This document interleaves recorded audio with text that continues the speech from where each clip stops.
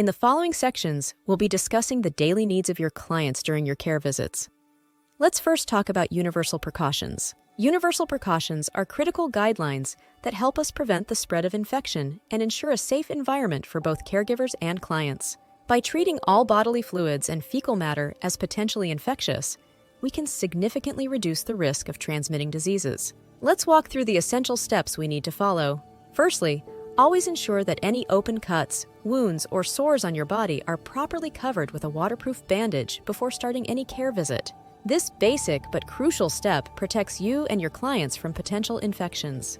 Wearing disposable gloves is your first line of defense against exposure to bodily fluids. Always wear them when you are likely to come into contact with any body fluids, such as during personal care tasks or cleaning up spills.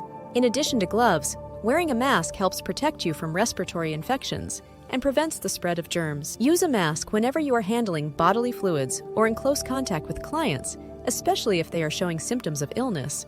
When handling sharp objects and needles, exercise extreme caution and dispose of them in designated sharps containers to avoid accidental injuries. Any materials that come into contact with bodily fluids should be discarded immediately in appropriate biohazard containers. This containment prevents potential contamination and keeps the environment safe. After handling bodily fluids, thoroughly clean the area with a disinfectant to kill any remaining germs, maintaining a clean and sanitary environment.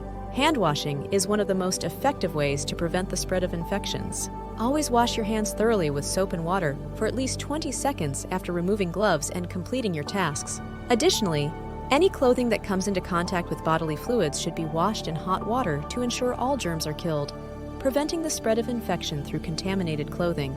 By diligently following these universal precautions, we can create a safer environment for everyone involved.